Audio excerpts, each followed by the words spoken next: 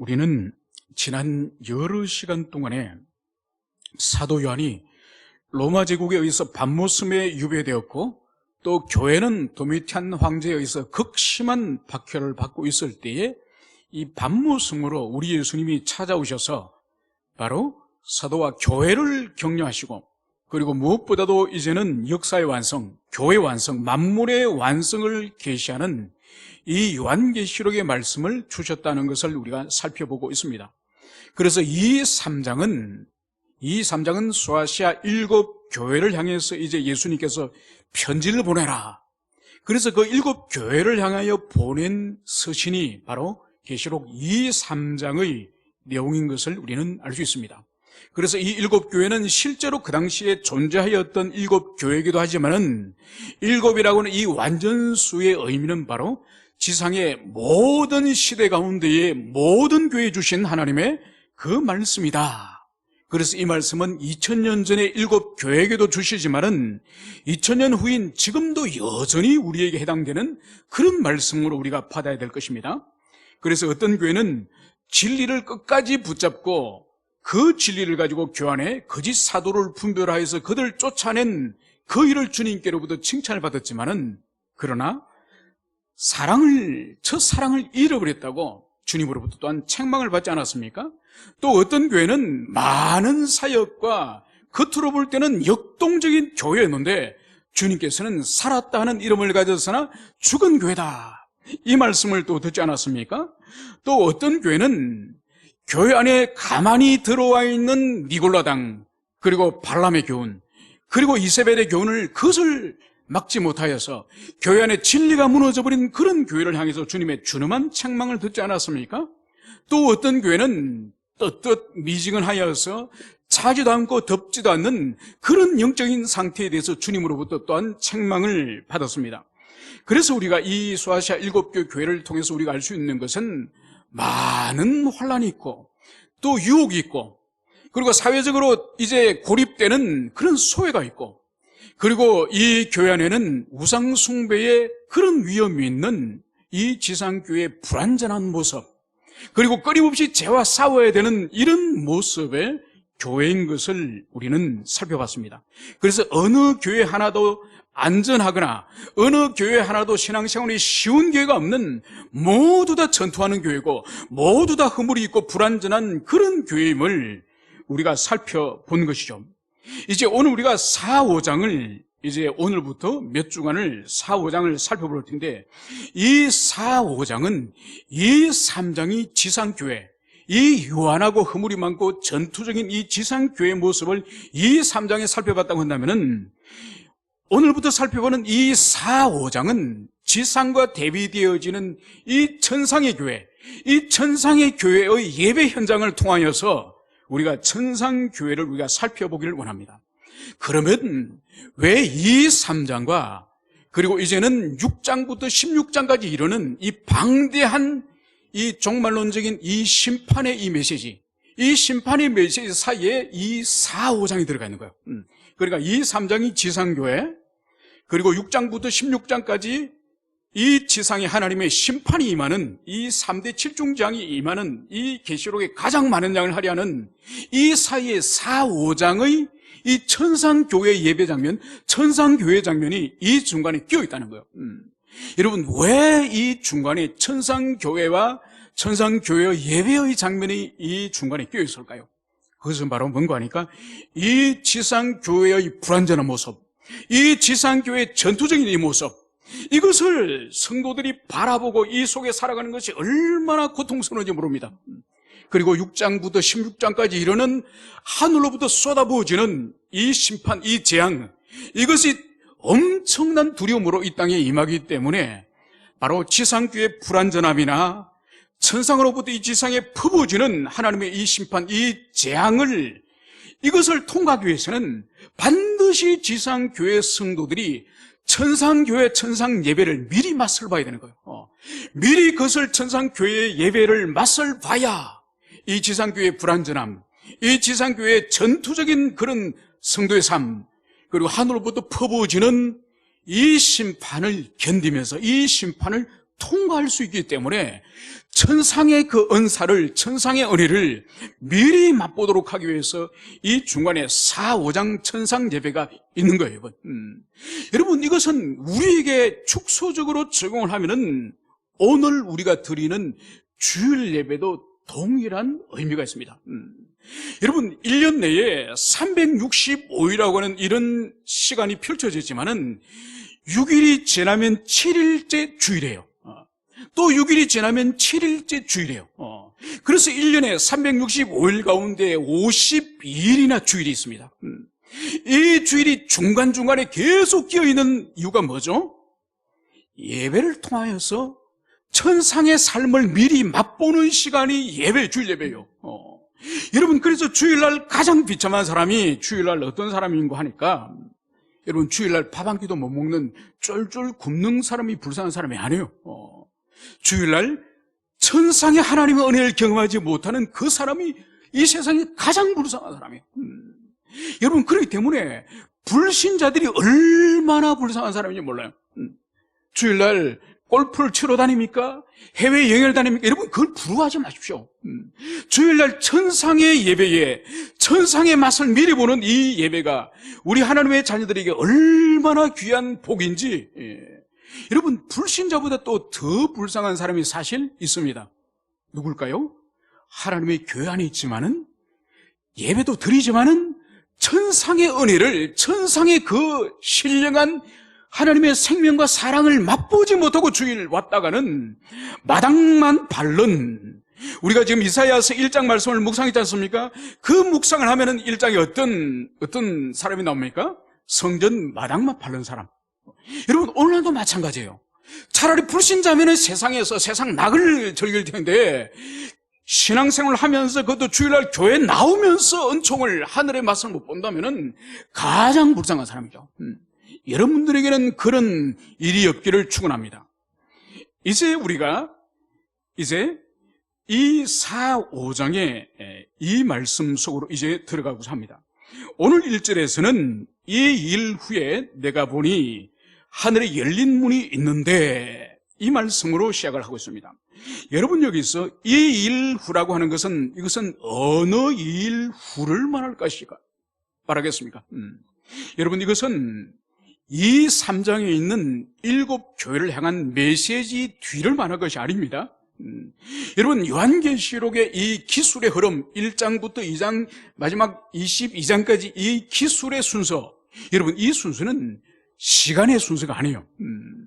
여러분, 이것을 계시록에 있어서 이 부분에 있어서 해석의 차이를 보이는 것이 바로 뭔가 하니까, 세대주의 신학이 성경의 기술의 순서는 시간적인 순서다, 이렇게 보는 것이 세대주의 신학입니다. 우리는 그것을 믿지 않습니다.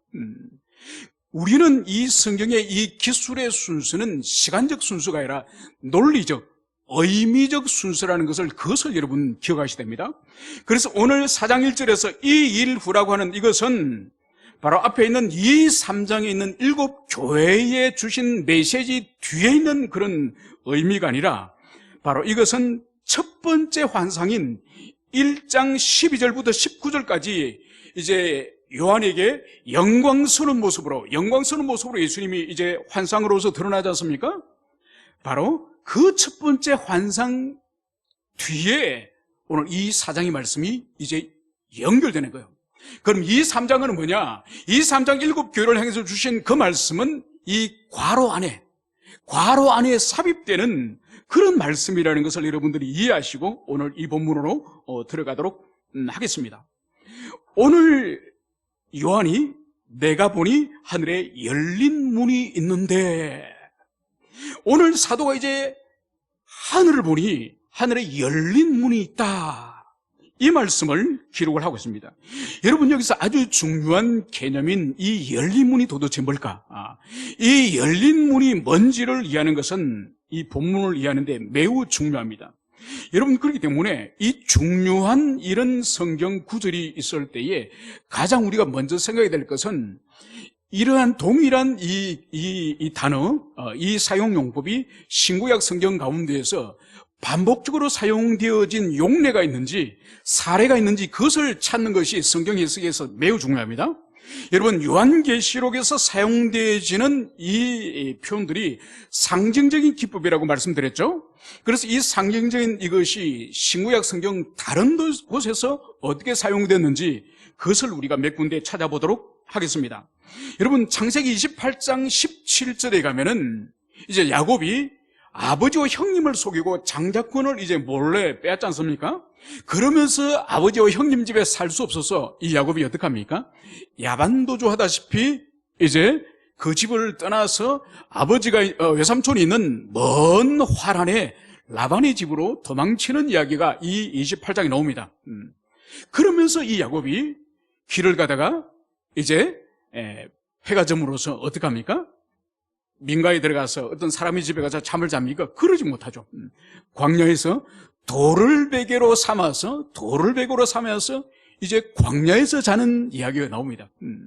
여러분, 돌을 베개로 삼는다는 의미가 뭔가 하니까 이것은 그 당시에 우리 문화권에서는, 물론 우리 문화권에서도 과거에 나그네를 이제 집으로 초청한다든지 나그네를 이제 잠을 재우는 이런 풍습이 없지는 않았습니다만, 이 히브리 문명, 이 문명에서는 철저히 나그네를 영접하는 그런 문화가 아주 발달했습니다. 그래서 오늘날도 여러분들이 아랍이라든지 저기 북아시아, 투르크메니스탄이라든지 카자흐스탄 이런 이슬람 문화권에 가면은 아주 나그네를 선대합니다. 그래서 복음을 전도하러 아프가니스탄이라든지 투르크메니스탄에 아울리치를 가더라도 그 사람들이 집으로 모셔다가 얼마나 극진하게 대접을 하는지 몰라요.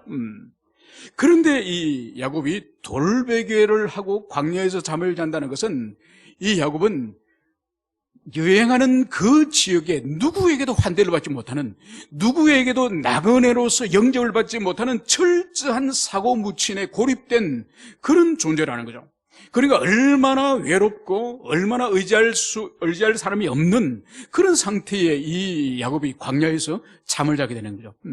그때 그날 밤에 어떤 일이 일어납니까? 꿈을 꾸게 되죠, 그죠? 그 꿈의 내용이 뭡니까?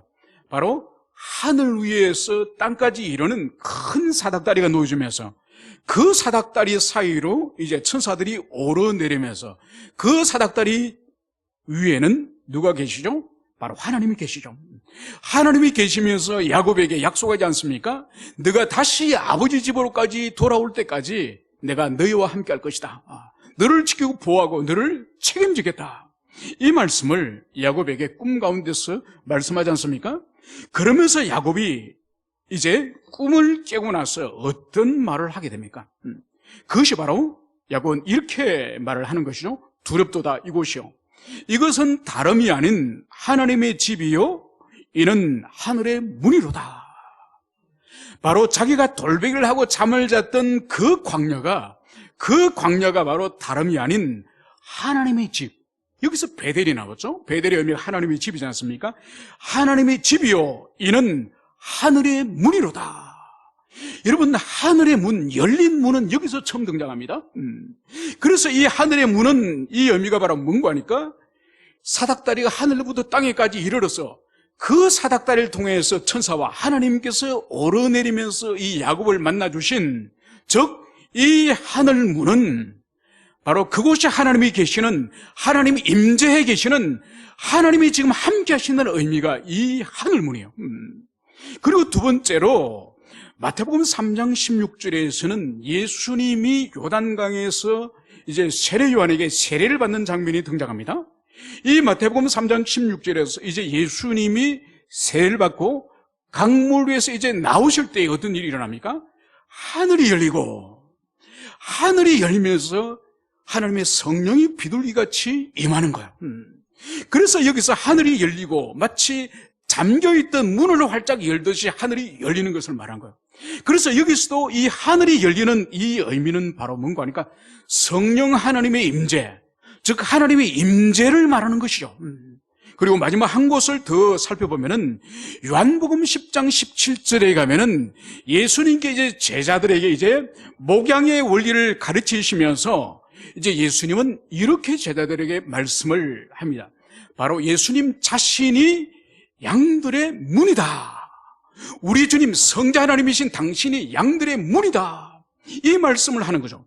그래서 여기서도 이 문의 의미는 성자 하나님의 자신. 그래서 우리가 이 문의 성경의 용례를 보면은 구약과 신약에 있어서 바로 이 문의 의미는 삼일체 하나님, 이 삼일체 하나님의 임재 현장, 그것이 바로 하늘문이 열렸다, 열린 문이다, 양의 문이다, 이런 의미라는 것을 여러분들이 기억을 하시길 바랍니다. 그래서 요한이 눈을 들어서 보니 하늘에 이 열린 문이 있는 것은 다른 의미가 아니라 바로 하나님의 임재 속에서 이 요한이 있음을, 그것을 여러분들이 기억을 하시기를 바랍니다. 이제 4장 1절에서 이제 요한이 들으니 처음에 요한에게 하던 말처럼 큰 나팔 소리 같은 음성이 이제 들려왔습니다. 이것은 1장에서 첫 번째 환상에서 요한을 부를 때에 바로 큰 나팔 소리 같은 것이 요한 뒤에서 들려왔거든요. 그래서 요한이 이제 머리를 돌려보니 바로 거기에 이제 영광스러운 주님의 모습이 있지 않습니까? 그래서 오늘 여기 4장 1절에서도 큰 나팔 소리 같은 이 음성은 우리 예수님의 음성인 것을 여러분들이 그것을 기억을 하시길 바랍니다. 그러면서 우리 예수님께서 하시는 말씀이 이리로 올라오라, 이리로 올라오라, 이것을 주님께서 말씀을 하셨습니다. 여러분, 여기서 우리가 이리로 올라오라는 이 의미가 뭔지를, 이 부분 또한 중요한 부분입니다. 여러분, 이것을 세대주의 신학에서는 육체를 입고 하늘로 들려서 올라가는 휴거라고 주장을 합니다. 이 휴거는 아니에요. 지금 사도 요한을 하나님께서 이리로 올라오라고 할 때 이것은 요한이 육체를 입고 몸을 가지고 천상으로 올라가는 휴거를 말하는 것은 아니에요. 그러면 이것은 뭐냐? 이것은 바로 육체를 가지고 천상으로 올라오라는 뜻이 아니라 이것은 성령 하나님께서 다른 차원 속으로 초청하는 것임을, 그것을 여기서 알 수 있습니다. 이것은 바로 뭔가 하니까 요한이 그 자리에서 육체적으로 어떤 공간에 이동을 한다는 뜻이 아니라 요한이 그 자리에서 다른 차원으로 이동하는 건데, 그 차원이 바로 뭐냐? 그것은 바로 성령 하나님이 주도하셔서 이제 요한 자신의 영혼이 천상의 계시 속으로, 하나님의 계시 속으로 이제 들어가는 그 황홀경의 경험을, 그것을 의미한다는 것을 여러분들이 기억을 하시기를 바랍니다. 그러면서 이제 주님은 요한에게 이렇게 말씀을 하시는 거죠. 이후에 마땅히 일어날 일들을 내가 내게 보이리라. 그러니까 이후에 이제 종말에 마땅히 반드시 필연적으로 반드시 일어나게 될 이 일을 내가 내게 보이리라. 이 말씀을 오늘 주님께 하셨습니다. 여러분, 그러므로 말미암아서 이제 예수님이 이제 요한에게 보여주시는, 그리고 보여주시는 이것을 1장 19절에서는 기록하라고 말씀했지 않습니까?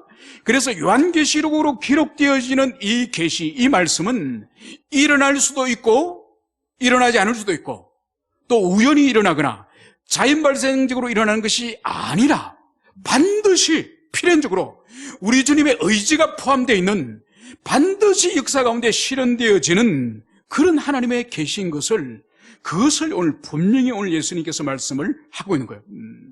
여러분, 그렇기 때문에 세상 사람들은 세상은 핵전쟁으로 끝날 것이다, 세상은 바이러스의 감염으로 인류가 멸망할 것이다, 많은 이론들이 있고 많은 학설들이 있지 않습니까? 그죠? 그는 사람의 이론에 불과한 거예요. 하나님은 분명히 오늘 여기서 말씀하시는 것이 바로 이후에 마땅히 일어날 일을 이제 내가 너에게 알려주리라. 바로 이 세상의 종말과 역사의 완성은 그런 재앙으로 끝나는 것이 아니라 예수님이 지금 계시해 주시는 이런 방식으로 역사가 완성됨을, 그것을 여러분들이 굳세게 붙잡으시기를 바랍니다. 이제 2절에서는 내가 곧 성령에 감동되었더니 보라 하늘에 보좌를 베풀었고, 이제 이 요한이 성령에 깊이 감동되었습니다.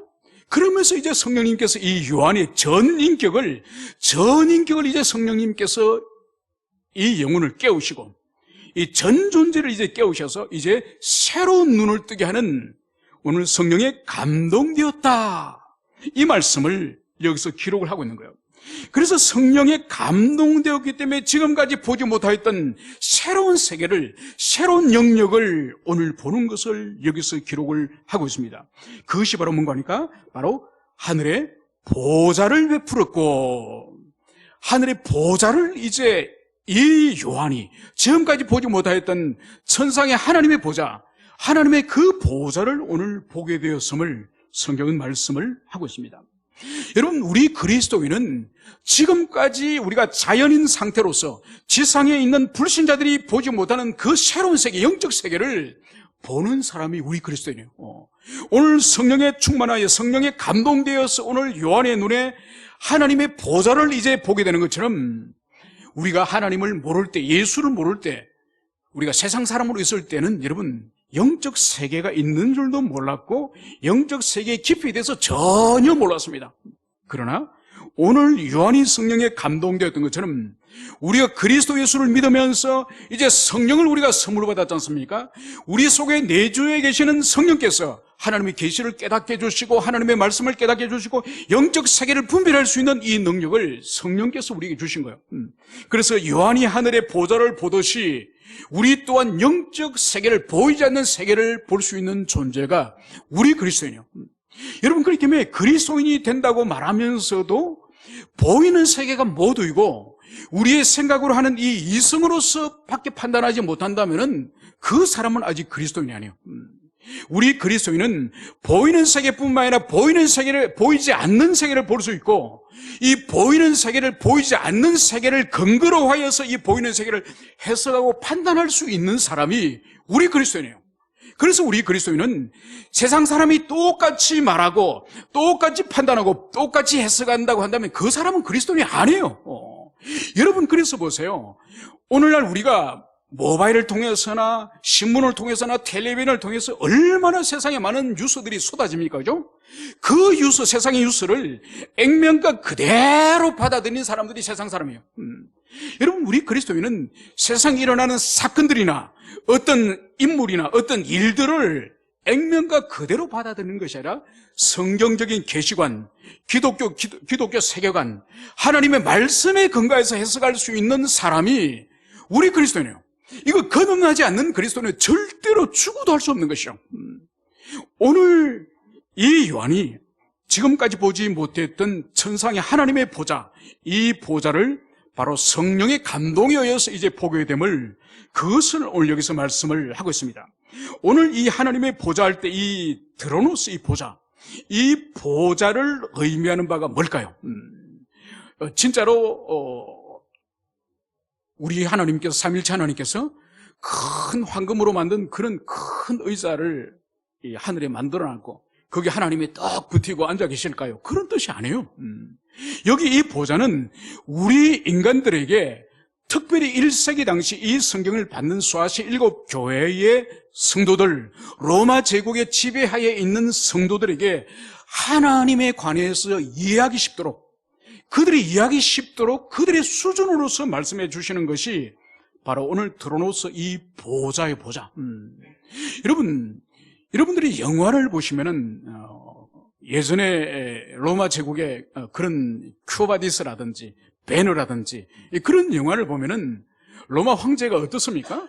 황제가 계단 아주 높은 곳에, 계단 높은 저 꼭대기에 황제의 보좌가 있고, 그리고 감히 일반 백성은 근처도 가지 못하고, 그리고 신하들마저도 근처 가지 못하고, 이제 전쟁에서 개선 장군이 저 멀리서 마차를 타고 와서 그 높은 계단을 한 계단 올라가서 드디어 황제 부근으로 올라가는 걸 보지 않습니까?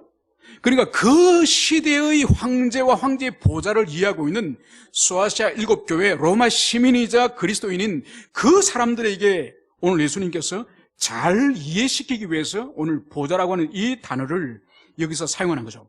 여러분, 그래서 이 로마 제국은 우리가 알다시피 아시아, 아프리카, 유럽, 이 세계 대륙, 그래서 이 세계 대륙을 앞으로 유라시아라 부르지 않습니까? 유럽과 아시아를 유라시아라 부르지만은 아프리카까지 포함한 이 세계 대륙을 앞으로 유라시아라 부르죠. 그래서 로마 제국은 세계 제국을 통합하고 있는 앞으로 유라시아 제국이에요.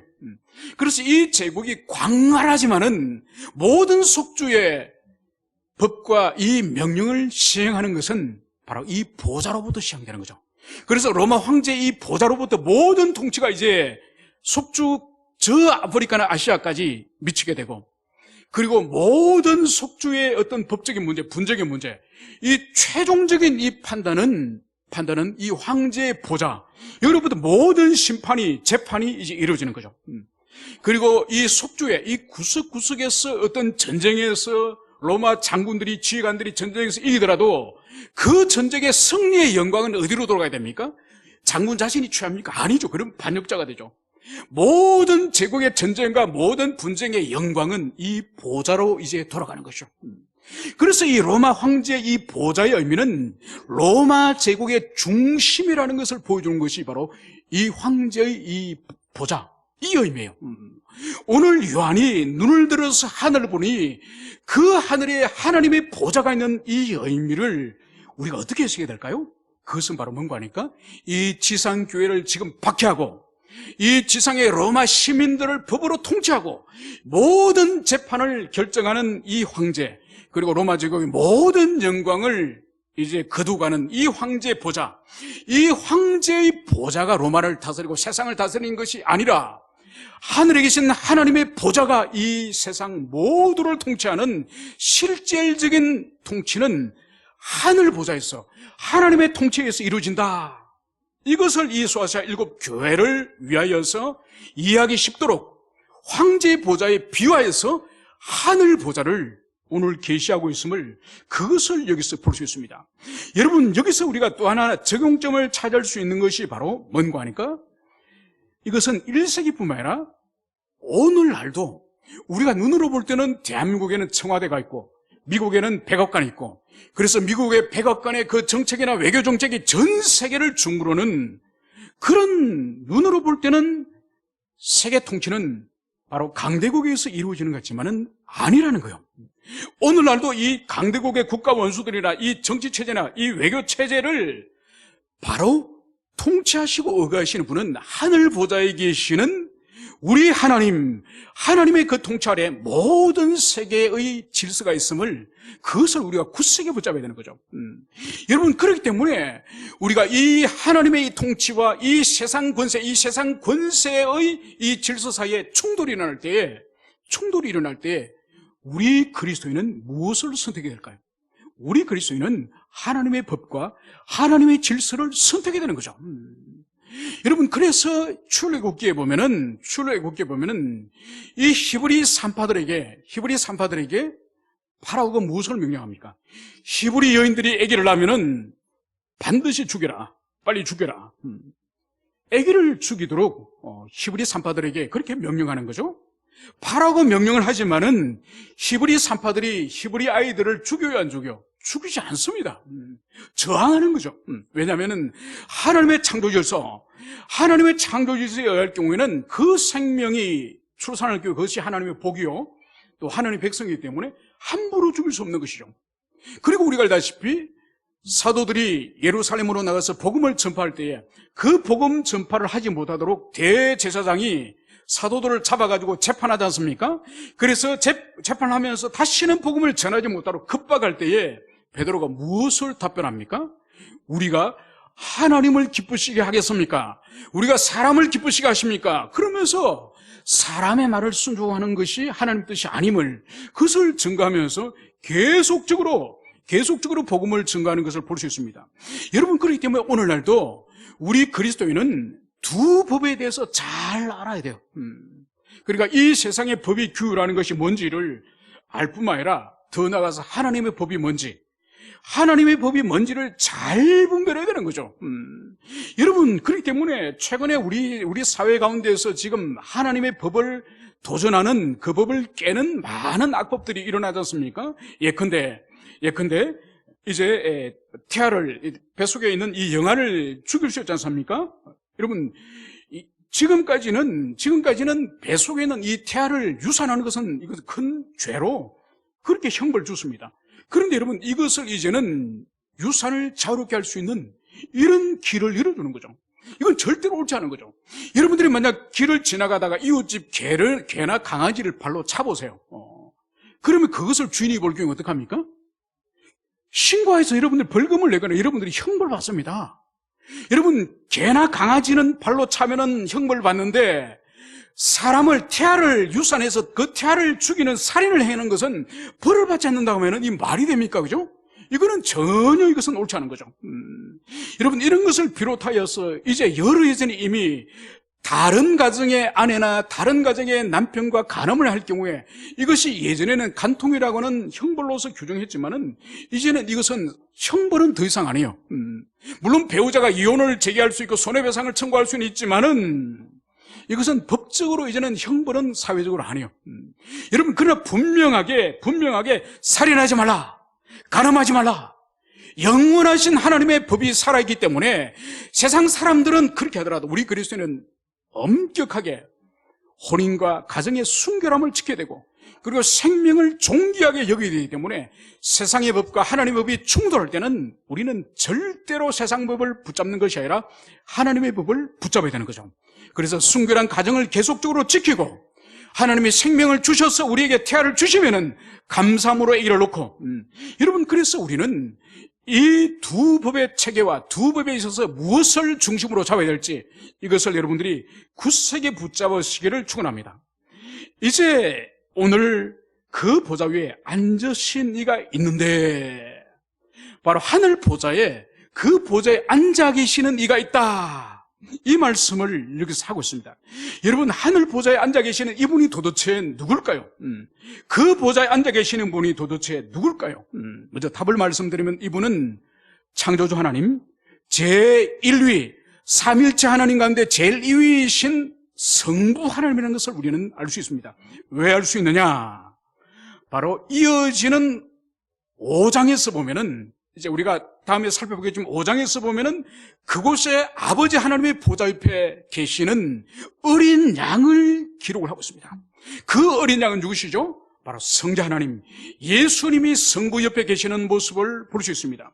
그리고 오늘 우리가 5절에서 살펴볼 수 있지만은 여기서 바로 이 보좌 앞에 있는 7 등불, 바로 이분이 누구시죠? 성령 하나님이신 거죠. 그래서 성령 하나님이 따로 기록되어 있고 성자 하나님이신 어린 양이 5장에 기록되어 있다는 걸 볼 때에 이 보좌 위에 앉으신 이는 바로 제1위이신 창조주 하나님, 성부 하나님이라는 그것을 볼 수 있습니다. 그러면서 이제 이 요한이 자신의 눈으로 이제는 보좌에 앉아 계시는 그분을 이제 바라보니 오늘 이렇게 기록을 하고 있습니다. 앉으신 이의 모양이 벽옥과 홍보석 같고 또 무지개가 있어 보좌에 둘렀는데 그 모양이 녹보석 같더라. 오늘 요한은 자신의 눈으로 오늘 보좌에 앉아 계시는 삼일체 하나님 가운데 제1위이신 창조주 하나님을 보니 오늘 여기서 그 모양이 이 말씀을 여기서 하고 있습니다. 이 모양이라고 하는 이 단어는 눈에 보이는 외양을 말하는 거예요. 그러니까 이 시각, 눈의 감각인 이 시각을 통해서 보여지는 그대로 지금 이 요한이 기록을 하고 있는 거예요. 그것이 바로 뭔가 하니까 영원하신 하나님, 영이신 하나님, 이 하나님을 우리 감각으로서 그분의 본질을 볼 수 없는 거예요. 다만 하나님께서 당신을 계시하신 모양으로밖에 그분을 우리가 볼 수 없는 거예요.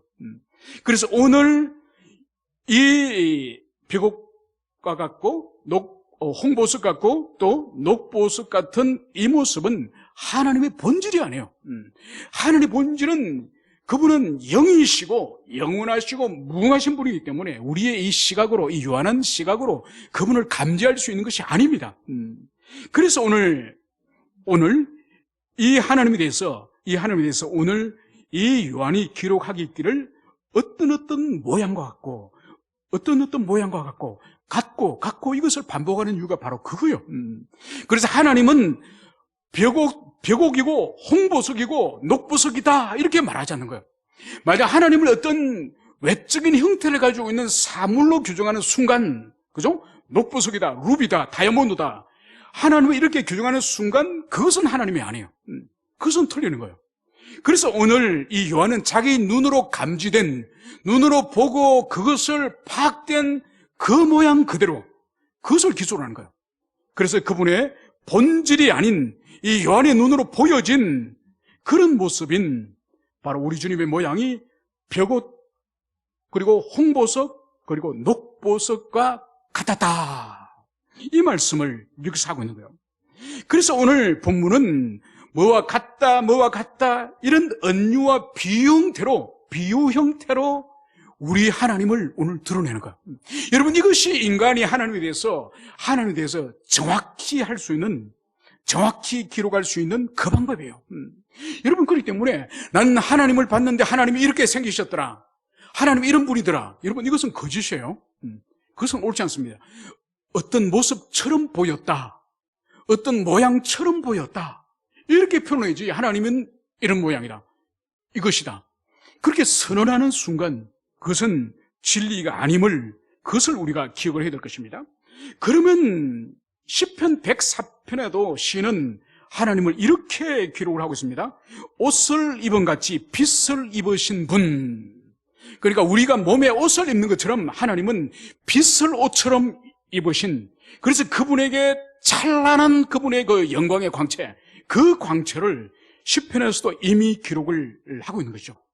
그래서 오늘 요한도 우리 주님의 이 모습을 마치 벽옷과 홍보석과 녹보석이 그 빛에 의해서 찬란히 광채를, 영광스러운 광채를 드러내듯이 우리 주님의 보좌로부터 그런 영광스러운 광채가 드러남을 오늘 이런 묘사를 하고 있음을, 그것을 볼 수 있습니다.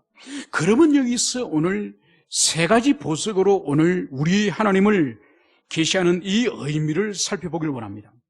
여러분, 이 세 보석은 구약의 하나님을 배우러 이제 성전으로 들어가는 제사장이 이제 그의 복식, 이 아까 섬에 이 흉패가 있지 않습니까? 여기에 12보석으로서 이제 그 흉패를 하고 하나님께로 들어가지 않습니까? 그때 사용되어진 이 제사장의 옷에 달려있는 보석 가운데 하나가 바로 이 세 보석이요. 그리고 이 세 보석은 이제 계시록 마지막 부분에 가면은 21장에 가면 하늘로부터 이제 새 예루살렘이 땅으로 이제 내려오지 않습니까? 이제 내려올 때에 이 새 예루살렘의 이 성곽의 기초석이 이 새 보석이에요.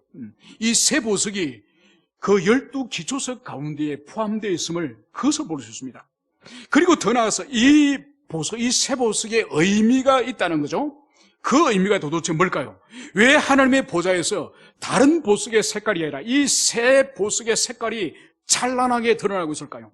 그래서 먼저 오늘 여기서 살펴볼 이 벽옥은 바로 뭔가 하니까 푸른색의 보석인데 아주 투명해요. 수정과 같은 투명한 보석인데, 이 보석의 이 찬란한 색깔이 의미하는 것은 바로 하나님의 거룩성, 그분의 순결성을 계시한다고 볼 수 있습니다.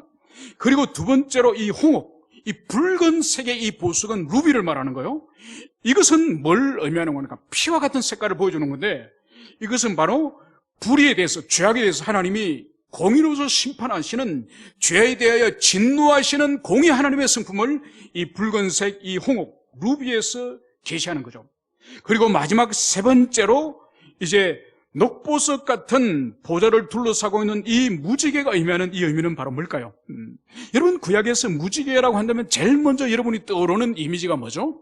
그것은 바로 노아의 방주가 끝나고 난 이후에 이제 하나님께서 하늘에 이제 무지개를 이제 펼쳐 보이시면서 다시는 이 세상을 물로서 내가 심판하지 않겠다, 다시는 물로서 심판하지 않겠다고 하는 하나님의 그 자비의 선언이 이 무지개 언약에 포함되어 있지 않습니까?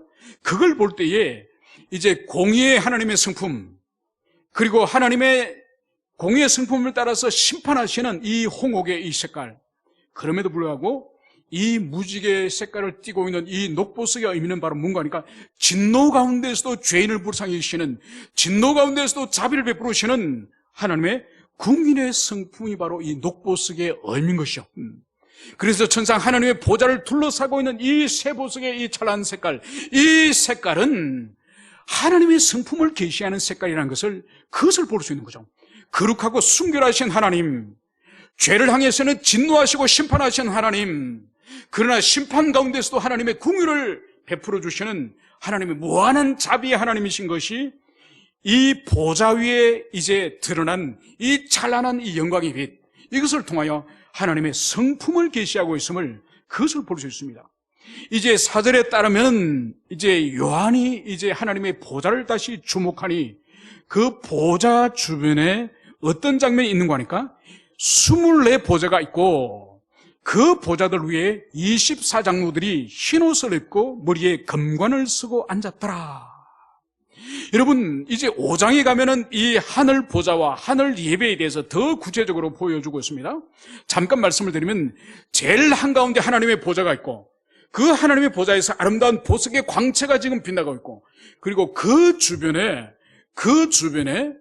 이제 우리가 다음 주에 살펴보겠지만은 6 날개를 가진 바로 하나님의 천사들이 이제 둘러싸고 있습니다. 바로 그 옆에 그 외곽에 이제 오늘 우리가 4절에 살펴볼 24장로들이 거기에 등장하는 거예요. 그래서 하늘에 이 중간에 하나님의 보좌가 있고 그 주변에 24개의 작은 보좌들이 이제 있습니다. 그 24개 작은 보좌에 머리에 금관을 쓰고 흰옷을 입은 24명의 장로들이 이제 그 주변에 앉아 있는 거죠. 그리고 또 그 외곽에는 하늘에 천천만만의 수많은 천사들이 이제 그 주변을 둘러싸고 있습니다. 그리고 그 외곽, 마지막 외곽에는 바로 하늘 위와 땅 위와 땅 아래와 바다 속에 있는 수많은 이 세상의 만물들이 가장자리에 거기서 하나님을 찬송하는 장면이, 그래서 이 천상의 이 예배 현장의 마지막 절정의 장면이 5장에 등장하지 않습니까?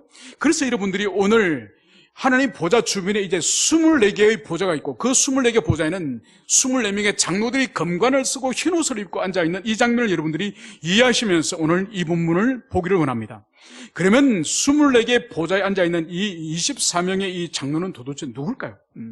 어떤 사람은 이 24장로는 하늘의 천사다, 천상적인 영적인 존재다, 이렇게 설명을 하지만은, 그러나 신구약 어디를 찾아보더라도 하나님의 천사가 왕관을 쓰고 하나님 앞에 흰옷을 입고 천사가 앉아있는 장면은 신구약 성경에 찾아볼 수 없습니다. 그러면 이들이 누군가? 이것을 우리가 정확히 이해할 수 있는 힌트가 바로 뭔가 하니까 24예요, 24. 여러분, 구약 성경 가운데에서 우리가 알다시피 이스라엘 백성들이 12지파지 않습니까? 그들의 족장, 야곱의 아들 12명의 아들로부터 12지파가 나왔지 않습니까? 그래서 첫 번째 이 12의 의미는 구약의 12지파를 상징하는 10이고, 그리고 또 다른 12는 신약의 예수님의 사도들을 상징하는 이 12. 그래서 이것을 합쳐서 24가 되는 거죠. 그래서 이 24는 뭔가 하니까 구약과 신약교회, 구약교회와 신약교회, 하나님의 백성의 모든 총칭을 대표하는 대표자의 수가 이 24. 그래서 24장로는 신구약 성경을 대표하는 이 천상교회의 바로 대표자들의 수다. 이것을 여러분들이 이해를 하시길 바랍니다. 그래서 이 하나님의 보좌 옆에는 바로 신구약 교회의 이 대표자들, 이 지도자들이 하나님의 예배 현장에 있음을, 그것을 여기서 볼 수 있습니다. 그리고 이어서 5절에서는 계속적으로 요한이 보좌 주변의 모습을 이제 기록을 하고 있는데, 이 보좌로부터 번개와 음성과 이제는 우리의 소리가 이제 흘러나오고, 이것을 말씀을 하고 있습니다. 여러분, 그래서 바로 번개와 음성과 이 우리의 소리가 나오는 것은 하나님의 보좌로부터 나옴을, 이것을 말씀하는 거예요. 여러분, 그러면은 이 번개와 음성과 이 우리의 소리가 의미하는 것이 뭔지, 이것을 우리가 살펴볼 필요가 있습니다. 여러분, 이 계시록에서는 4번씩이나 이 우리의 소리와 이 음성과 이 번개가 나오는 것이 4번씩이나 기록됐습니다. 그래서 여기서 오늘 4장 5절에서 기술될 뿐만 아니라 이제 8장 5절에서 이제 6번째 인이 끝나고 7번째 인을 뗀 후에 바로 보좌로부터 이 번개와 우레와 이 음성이 들려오는 거예요. 그리고 세 번째는 계시록 11장 19절에서 이제 7 나팔을 불고 난 이후에, 그러니까 첫 번째부터 6번째, 7번째 이제 나팔장이 끝난 이후에 또 하나님의 보좌로부터 이제 이 우레와 번개와 이 음성이 들려나오는 거죠. 그리고 마지막으로는 16장 18절 7대접을 쏟은 후, 마지막 재앙인 7번째 대접을 쏟은 후에 여기서 번개와 우레와 이 음성이 들려나오는 거죠. 여러분, 이것은 무엇을 의미하는 거니까? 이 하나님의 보좌로부터 번개와 음성과 우레의 소리, 이것은 바로 뭔가 하니까? 이것은 하나님의 심판을 말하는 거. 이 심판의 이런 의미로서, 심판의 맥락에서 이것이 사용되는 거예요. 그러므로 이것은 뭘 말하는 거니까? 이 하나님의 보좌로부터 이 번개와 우레와 이 하나님의 이 음성을 통하여서 이제 장차 모든 피조물들을 압도하는 그분의 음성 앞에서는 누구도 거역할 수 없는, 누구도 자신의 죄를 숨길 수 없는, 직구할 수밖에 없는 그런 하나님의 어미로운 음성이 이제 하나님의 심판이 앞으로 장차로 임할 것임을, 그것을 오늘 여기서 보여주는 거예요. 여러분, 이 어미로우신 이 번개와 우레와 이 음성을, 이것을 들을 때에 여러분, 오늘 이 요한이 그 현장에서 이것을 듣는 거예요. 여러분, 우리는 지금 이 소리가 들려오지 않아요. 그러나 우리가 영적으로 계시의 말씀을 통해서 우리가 이 요한처럼 듣지는 않지만 성령 안에서, 계시 안에서 바로 하나님의 보좌로부터 이 우리의 소리와 번개와 음성이 들리는 것을, 우리는 그것을 기억해야 돼요. 이제 마지막으로, 이제 이 보좌 앞에 마지막에 이제 켠 등불이 7이 있는데, 이는 하나님의 7영이라. 바로 하나님의 보좌 앞에 이제 등불이 7개 있다는 거예요. 켜진 등불이 7개가 있는데, 이 등불이 상징하는 것은 바로 하나님의 7영이다. 이 말씀을 이렇게 하고 있는 거죠. 여러분, 7영은 이미 우리가 계시록 1장에서 7영은 누구를 의미하는 거죠? 7영은 영이 7개가 있다는 의미가 아니라 완전한 영이신 성령님을 말하는 거죠. 그래서 오늘 요한은 하나님 보좌 앞에 켜져 있는 이 7등불이라는 것은 바로 성막이나 성전 앞에 바로 7가지로 있는 그 구약시대에 있던 그 등대가 바로 여기 있음을 오늘 비유로서 오늘 말씀을 하지만은, 실상은 바로 하나님의 성령께서 성부 하나님 앞에 지금 계심을, 오늘 그것을 여기서 오늘 기록하고 있음을 볼 수 있습니다. 여러분, 여기까지가 오늘 하늘 성전, 하늘 교회, 하늘 예배 현장의 모습을 오늘 우리가 살펴봤습니다. 이제 다음 주에는 그 하나님의 보좌 앞에 있는 또 다른 영적인 존재인 6 날개를 가진 천사들의 모습을 우리가 다음 주에 더 계속적으로 살펴볼 것입니다. 여러분, 천상의 예배를 우리는 직접 요한처럼 그렇게 맛보지는 않지만은 하나님의 이 계시 성경을 통하여 우리는 오늘 미리 맛보는 거예요. 이것을 미리 깨닫고 미리 알고 성령 안에서 우리가 미리 맛볼 때에 우리가 잠시 지나가는 이 세상, 잠시 지나가는 이 세상의 환난과 박해, 잠시 지나가는 이 세상의 죄의 유혹, 여러분, 이것을 이길 수 있는 것이 바로 천상의 예배의 이 경험, 천상의 이 예배의, 천상의 교회의 이 모습, 이것을 우리가 깨닫고 이것을 우리가 알고 이것을 경험할 때에 우리가 잠시 지난 이 세상을 이길 수 있는 거야.